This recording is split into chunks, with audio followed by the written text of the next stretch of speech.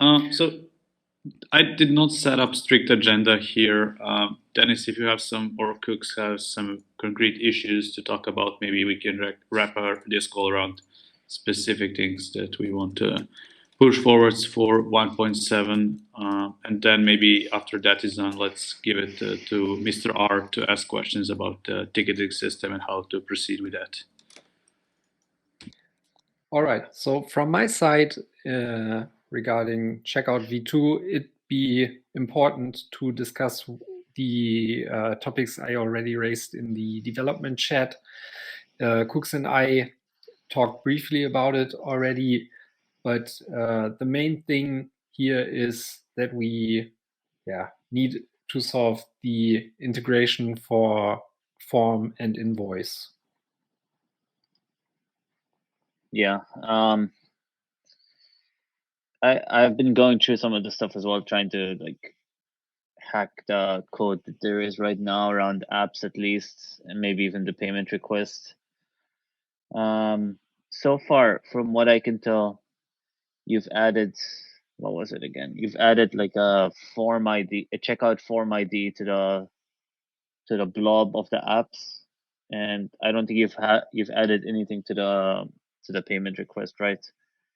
Yeah, basically, it's the same as with checkout v1, where we had this setting to require the refund email address. So I introduced a similar setting everywhere where this one has been previously, and yeah.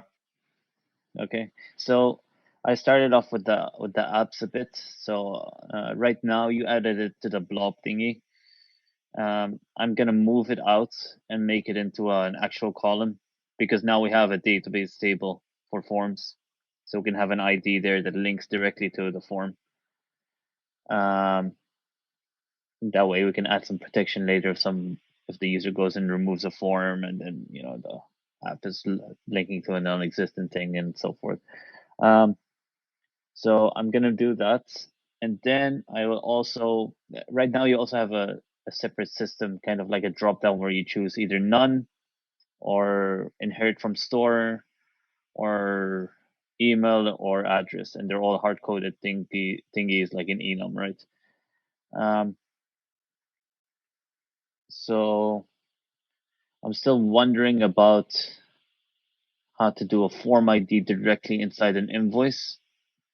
It's kind of tricky to do it. At least like doing it on a global setting, at least. It's a lot easier on apps or payment requests, anything where we have control on how the invoice is created, right?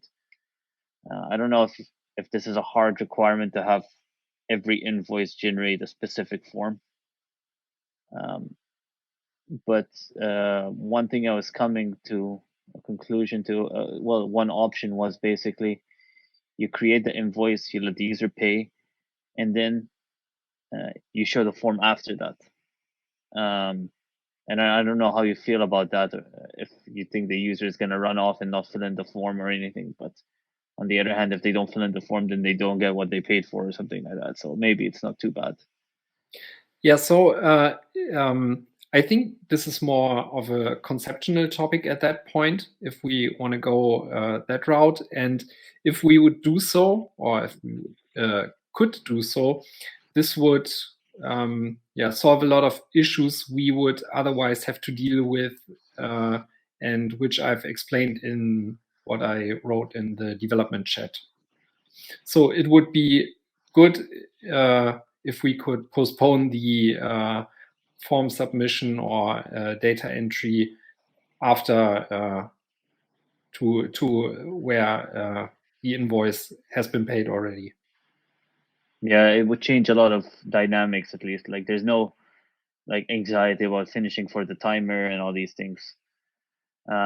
We could also have the user fill it in much later. Like we can even, I mean, thinking down the line, obviously, but we can also be like, hey, send an email and be like, hey, you haven't filled in the form yet. Would you like to fill it in now? And you send a link to it or something. We could also make it so that if you go to the receipt page, it will ask you for the form entry stuff at that point or something like that. So there are ways to make it kind of nice. We could even make it kind of interesting by flipping it around and saying, you create a form called feedback form. It's like, how did we do? And like completely change it from being something that you request for an address. You can be like, how did we do with capturing your payment or something like that? And you can have like a thumbs up or something like that, whatever. So we can actually do a lot of cool use cases after if we do it afterwards.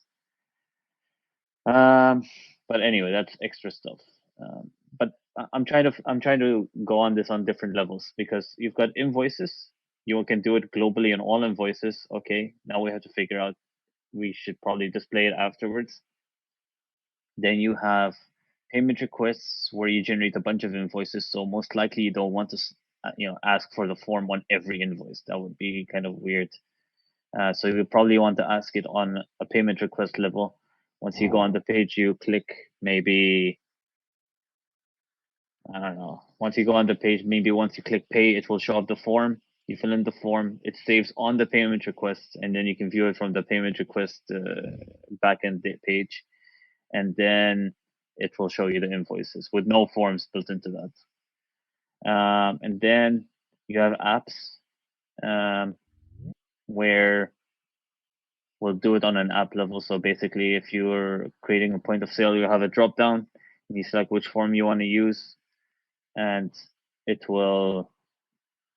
Yeah, I don't know if we wanted to, like, if we add a global invoice form, do we want it to apply to these things, or do we want it to select a completely separate thing? Or I know you added like a predefined setting kind of system. Dennis, I don't know if we should go in that route, or if we should just make them explicitly choose a form on that. Yeah, these are all things which need to be decided. But yeah. I don't know, we haven't spoken about these things in detail in the design meetings yet. So maybe we should put it on the agenda. But as I said, I think this is more of a topic conception phase, and we first need to decide what we want, and then we can decide how we want to implement it. But in general, I think the idea of putting the form after the invoice payment, this could work, and I like that approach.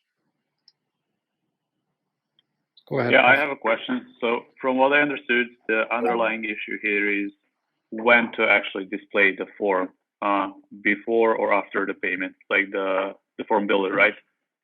And that will determine our approach. So if you want to show it before, that means that the approach is completely different than doing it afterwards, after the payment, right? It's also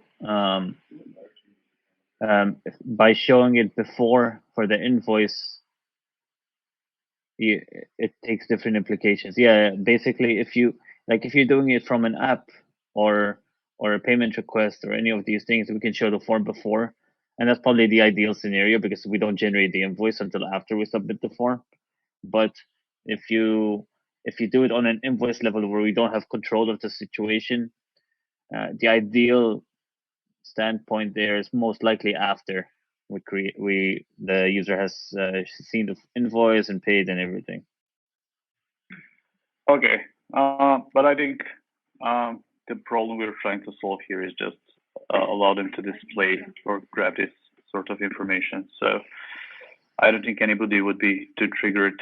So if technically it's easier to do it either or way, just do it the way in which it doesn't require us to do shit on off refactoring of the code, I'd say.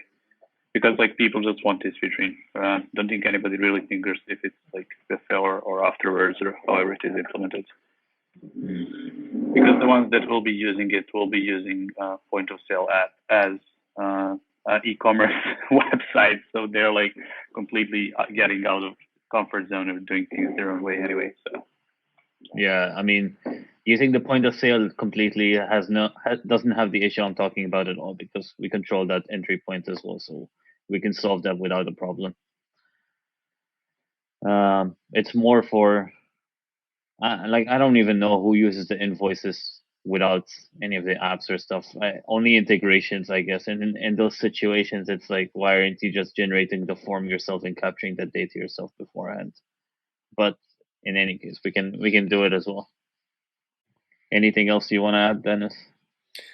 No, I don't think so. So I'd say with what Pav just said, we should at least start off with the approach of collecting the data after the invoice has been paid, and that way we can handle all cases uniformly.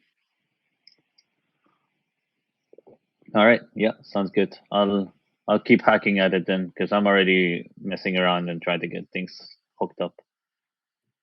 Nice. I also think this is the more flexible approach, and you already talked about it briefly in the intro, because then we also have a chance to not just collect data after the whole payment has been finished, but also have cases where the merchant can decide after an invoice has been paid which data to request, or maybe to add some more fields for certain customers, etc. Yeah. The only issue with collecting the form data after an invoice is that you won't be able to potentially control the invoice parameters themselves. So, for example, and we don't need to worry about this for now for sure, because it's completely out of scope. But it's more like, if you have shipping country or something that you're collecting, and you would want to change the amount of the invoice because of that, you would need to collect the form data beforehand, obviously. But again, these kind of things, they should be handled. If you're using an invoice without the app, without our apps, then it's like, you should be handling this on your application layer itself. And if you are using the apps, we can probably, I don't know, we'll wait for the first feature request and then we'll do it. Yeah, I also think this is a different use case, and I'm also not sure whether or not people really use the raw invoice feature. So without an integration also on Path. We also talked about this when we were on Gozo, potentially unifying or abstracting the invoice feature in the UI and just giving the option of handing out a payment request, because that might be what the user expects anyways, and so on. Yep. All right. What's next? We can talk about pull requests and all these things at the end, maybe, because we probably have a buttload. Is there anything like critical for 1.7 that we want to discuss? And later on, just want to give chance R to talk about the ticketing system thing as well. Anything critical? I mean, we can release tomorrow. Nothing is critical, I think. 1.7 is one of those fun releases with a bunch of stuff and no bug fixes, right? Hopefully. Yeah, hopefully. Well, there's tons of stuff, but I think, checkout v2 needs some more work, but in 2 weeks, this should be doable. And other than that, there's nothing critical from my side. I have. Okay, so I have a couple of pull requests, but it's for the end. Go ahead, sorry. Can we just then agree that like 2 weeks is finally, so in 2 weeks, definitely we release 1.7 and we don't prolong it anymore. So let's put a hard date on it and push towards it, because with this case, we'll release it in 2 months. Like, let's agree that checkout version 2 is like critical. Let's wrap everything around and push everything that we have so far to the announcements and all the stuff, and then work towards 1.8, because like we just keep adding features to 1.7 and it just keeps getting prolonged, and Yeah, I think we have basically the label reworking stuff. I need to review it one more time because it's already merged, and we probably need to change some stuff internally first, just to make sure it doesn't get released with a bunch of data changes and then it's wrong forever. So I'll review that soon as well. I'll keep working on the form builder as well. So I think the form builder will be nice to have with the checkout v2. I think we should mark that one with an experimental marker as well. I don't know what you guys think. Yeah. And the form builder also does not need to be on checkout v2. It's independent. So I know that there were some markers inside the code that checked that we're on checkout v2 before it would show a form, but we don't need that either. Yeah, I'll throw that out. Sounds good. I'm already removing it because I'm editing that code specifically, so no worries. Yeah, apart from that, some Greenfield API stuff, I guess we can merge in their smaller stuff, so it shouldn't be too much of a hassle to get in. And I'll work my way through the pull requests from bottom up to see, whatever we can fit in there. I think last time we spoke about the one from Umar as well, at crowdfund app, create the endpoint. Maybe take that one too. Yeah. So the apps, I think there's two Greenfield APIs for apps, pull requests at least. So I'll go through them, and yeah, we can probably merge them. I'll probably need to modify them once we add the form to master as well, because there's going to be form ID stuff added to the parameters there. But yeah, we could probably merge those, and they're minimal stuff. I did leave him reviews that he had to change some stuff, but I'll check. Yeah, he requested a review from you again, so that's why. Okay. I think I re-reviewed it, and then I requested some changes again. But we'll see. Yeah, I'll check again anyway. It's fine. Next. Thank you. Nothing more from my side. Did Pav do an outfit change in like a minute? Just the wrong hat. I guess we'll just give it to you, R. Damn it. Put on the spot. I mean, no, what I'm trying to do lately is I'm looking more and more into this ticketing system. Damn it, Kukks always kills us. Dirty Serbs. And then while I'm looking into it, like, I want to be compatible with approaches taken, because like at this point there are so many like ticketing system approaches, and like what would be the correct one? Like if I am just trying to help Josh, who is doing beefsteak, with that like number of tickets, and that only people he emailed can purchase the ticket. So he does like this email 1 ticket, this email 2 tickets. Like which ticketing system should I update? That's basically my question. Well, as far as I remember, he uses the point of sale app. Yeah. Right. Yeah. I don't know if you could use the form builder for this actually. Like you would require an invite code that he sends out to people, and then the form builder validates that somehow. Ooh, that could be cool. Aren't those things use cases for specific plugins? Yeah, it's like how do you plug into the point of sale app so that there is an invite system as well?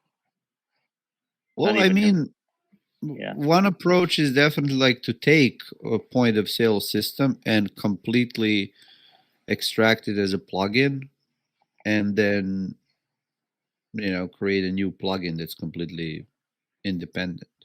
Yeah, you can completely do that too. You can have 2 parallel. Although we haven't finished off completely separating the apps to be independent plugins, I think, yet. Yeah, it's still on my list. In general, I think the most important thing that needs to happen for this is to make the app type more flexible and use raw strings or something other than the enum type for the app type. And also the data structure is also going to be interesting, because like the editing UIs and everything is using payment method IDs and wallet IDs and all these things, and they're not available as plugins, at least not yet. I know Nico is working on destroying the plugin system and creating something new from the ashes, but I don't know where he ended up with that just yet. Yeah, because what I'm hearing is if I join in the fray and start destroying stuff myself, it will just be bigger free for all. Like I should pretty much wait on you to figure this one out. Yeah, but Nicholas seems to be on it, so he's kind of finishing the plugin builder stuff, at least the first iteration, and so he's right now actively looking into all these topics. Yeah. But yeah, I mean, depending on like what are the requirements that aren't available in the point of sale, it's mostly the invite code thing, right, Rockstar? Yeah, it is the fact that people click on the link and we have, say, 5 tickets and they buy all 5 tickets. Damn, And okay. yeah, it's so popular. And then what needs to be adjusted is like now Josh needs to say to those, I don't know, 4 people, like, you actually don't have a ticket. I didn't invite you. And then Yeah. he increases by 4, and then those people again buy tickets. Shit. Okay. So Yeah. that is Yeah. the problem. So what essentially needs to happen is, and the way I was thinking to solve this is there is just some kind of list of this email, 2 tickets, this email, da, da, da. But that would be completely orthogonal approach to what we currently have. So because Yeah, you're doing inventory in a different way, and then I'm making it more complex. I mean, I could do it, but I would prefer to do it in a way that's approved and long-term sustainable. This sounds really specific, and it's it's a completely separate use case. So I think the plugin system might be the right way to go then, even if it would just be an intermediate solution where you write a plugin which yeah, basically does the limiting, the rate limiting for people, and then provides the right link afterwards or something like that.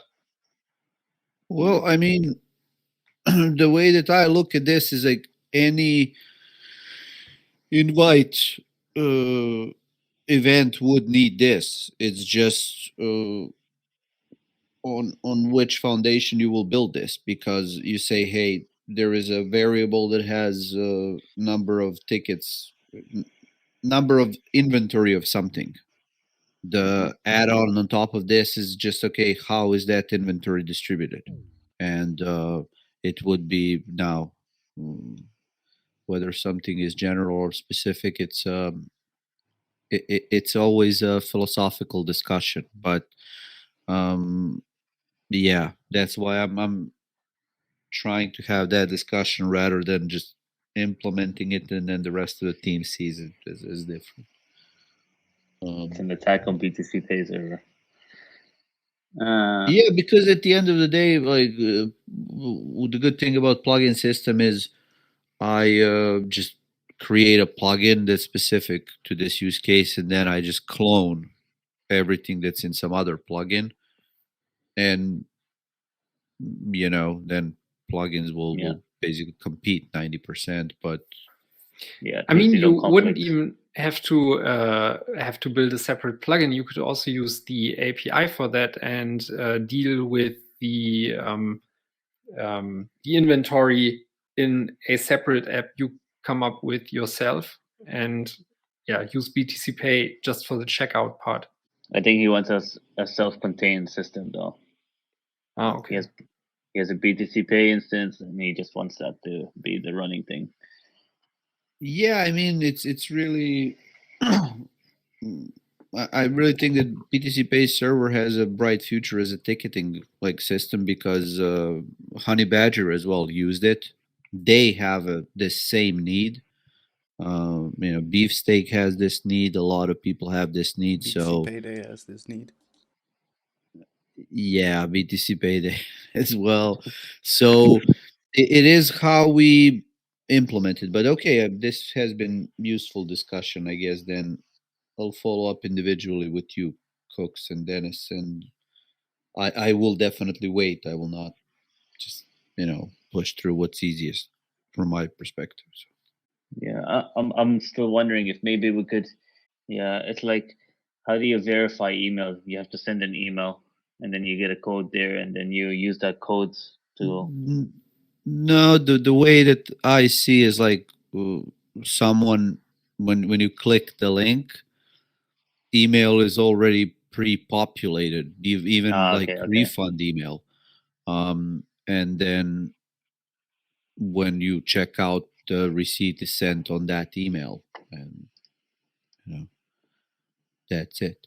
If email was entered wrongly, I mean, we still deduct, and then person operating the shop can fix it on his. So if I understand it correctly, the main thing here that's missing is kind of like a more advanced inventory system where you can provide certain amounts of tickets for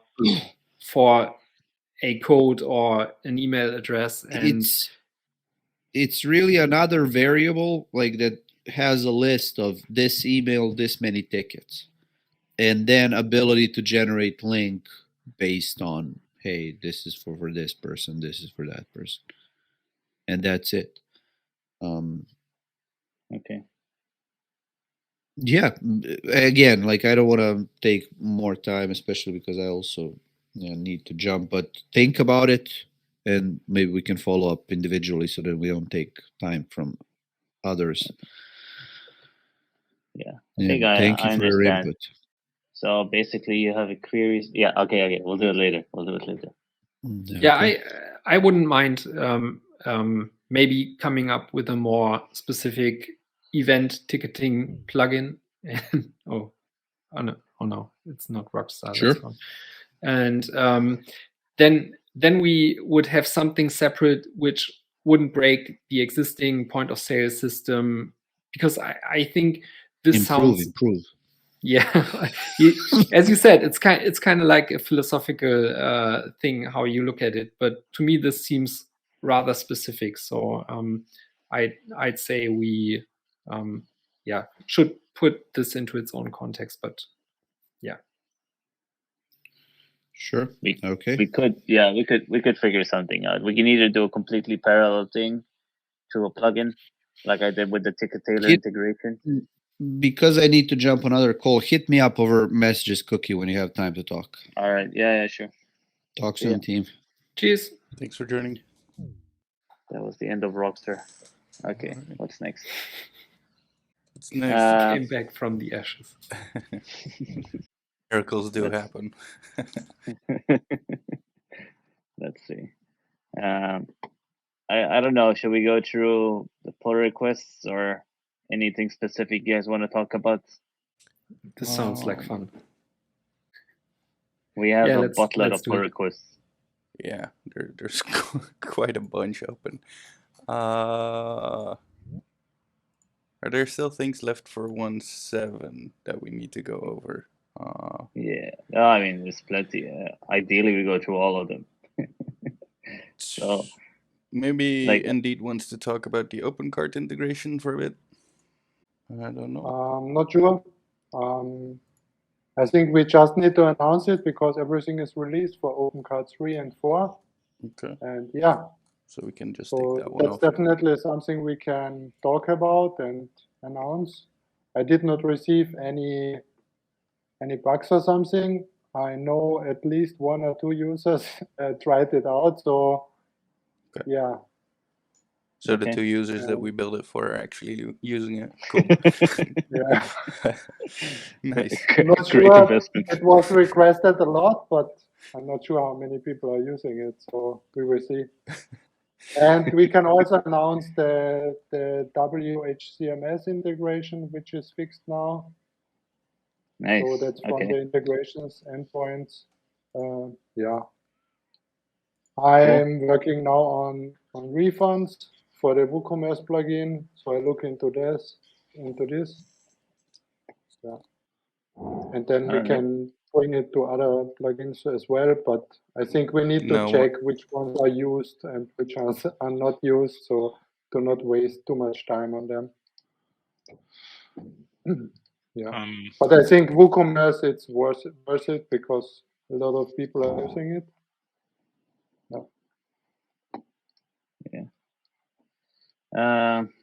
Cool. So how do you say that? WHCMS or WHMS? I don't even remember. WHMCS. Yep. I screwed it up completely. Last time Yeah. I screwed up, only had the German abbreviation in my head. that one, we've had requests for that one like continuously over the past few years. Like people come and they ask for it, we point them to it, and we tell them it kind of works. Somebody has a brand somewhere that it kind of works, so please find it, let us know. And then they say, yeah, it works, and then they disappear and don't tell us which one is the one that's working. But the one we had, it did not work at all. So there were so many bugs.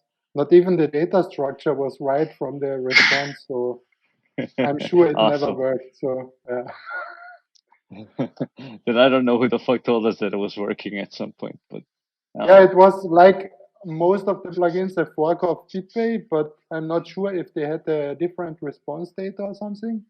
But we had it wrapped in a data object. So yeah, I'm not sure how it ever worked. Yeah. Cool. Awesome. Well, at least it works now. We can announce that properly. It's now with the legacy API, but I will do a greenfield one. So because I think for this plugin, refunds would be also very good. So yeah. Cool. I don't want to cut in the line here, but I have 2 users complaining on Telegram about an NB Explorer bug. Is there someone here that could have a look at it? Which one? Is it the duplicate thing? Because somebody reached out. I Something think it's about something with the duplicate key. database, an exception. Yeah, I think some duplicate key. We need to ping Nico because he's the guy that built NBX and then revamped it and then revamped it again. I told them to open GitHub issues on the NB Explorer repo, so hopefully that finds him. Yeah, we need to find Nico because right now he's in some coding cave working on the plugin system again. So yeah, I don't know how to reach him. He's kind of deep. Yeah, I don't know how the error happens. I was able to spin up a test instance just fine with that version, and also updated my instance, and it didn't blow up. So yeah, it must be some edge case thing because Nico did.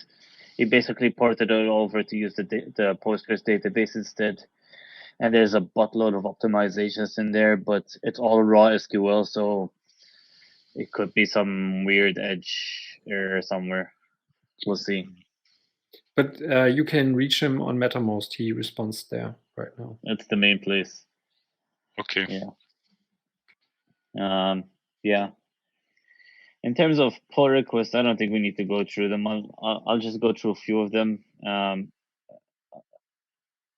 Maybe just tag, like if any of you have a pull request that you would like to have, that would be nice to have merged for 1.7, just tag it with the 1.7 milestone and I'll go through it. And if it looks like it's very far from being ready, I'll untag it and then you can talk to me in private and we can fix it. I don't know if that works or not. This sounds like Wouter's chance to finally get his withdrawal support in.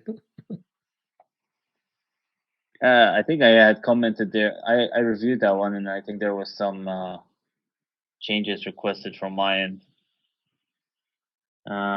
So yeah, it's still under the experimental tag, so it doesn't matter too much. I think it's also very isolated code. Like it doesn't touch a lot of our interfaces and stuff. So it's mostly his own code that he's touching there. Unless there were any objections, I don't know if there was anything. I think the ball is on his end right now, and he did not have time to fix it yet. So. Okay. One more thing while we're at it from my end, this option for the customization of the instance logo, are there any objections or can we merge this? You should add a paywall to that feature. Funds directly go to Dennis. Yeah, maybe I should have done that. So I've done some testing around that feature. I did a few VR tries. Looks good to me. Don't have any complaints. Good job, Dennis. So unless somebody else wants to take a look at it, I think it's good to go. Seems pretty straightforward. So. Okay. Cool. I don't really mind. I think is it mostly just the branding on the back end pages. Yeah, code wise, it works really similar to what we have in checkout v2, and Destruct also gave his thumbs up. So I don't think there are, it's much of a technical topic. It's more like, do we want this or not? Yeah, I think it's fine. Do we still have a BTCPay logo somewhere on the page, or is it completely gone now?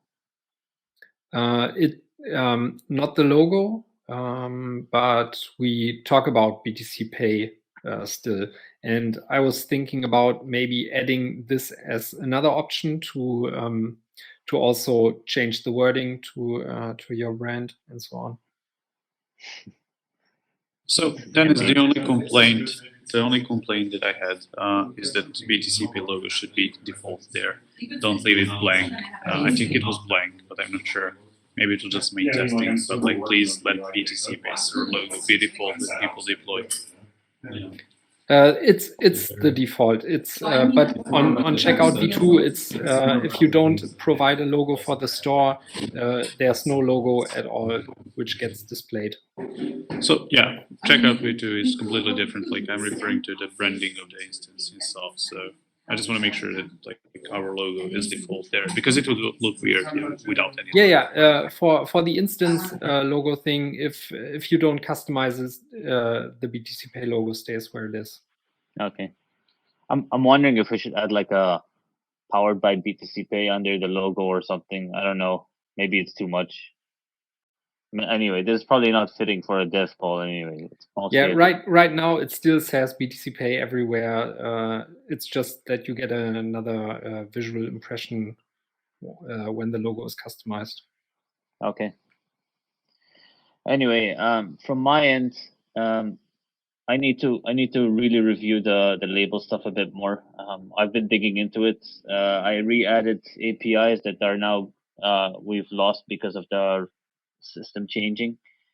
It's a pull request. Mostly it would be good to have it in, just because we now don't have a way. Like, if people were using the label system to tag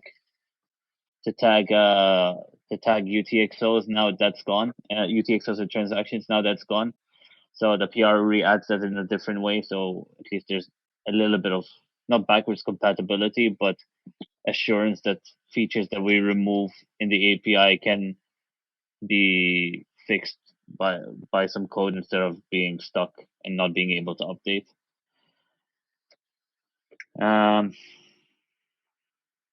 I wanted to add as well, like on the wallet receive page, being able to add labels directly there, but I don't think we'll manage in time. We'll probably do that for later versions. So we'll see. But my first priority is going to be making sure the label system is working okay. And then I am going to finish off this form builder stuff. And then I'm going to review a bunch of pull requests, or maybe I'll do the pull request first, just so everybody else can start working on fixing the changes requested. Are there any specific things you want me to review, like very specific stuff? Sounds good. So just about labeling stuff, is that critical for 1.7, or do we want it at 1.8? Because to me it sounds like 1.8.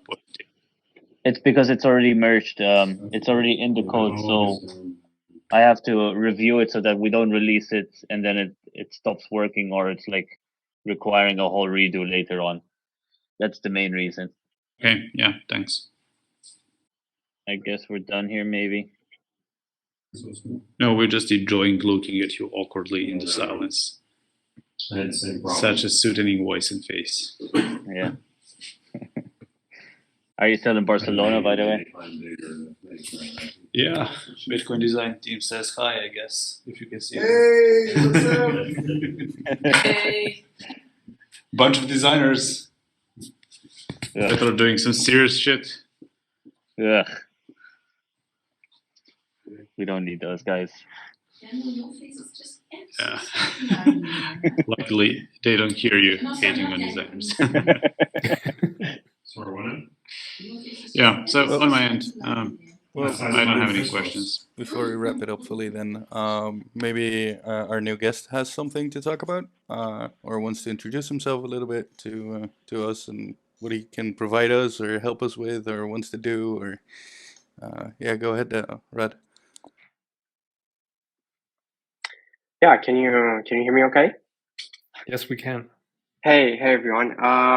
Yeah, I've a couple of months back I started looking at the crypto space, and started a bit with the Ethereum, and kind of like realized quickly that that's kind of like a Ponzi scheme kind of a thing, and like some of the fundamentals are missing, and that's when I got into Bitcoin and realized the potential of it, and started reading a bit about it, and from the high level to like the more technical books, and now I plan to contribute to a project.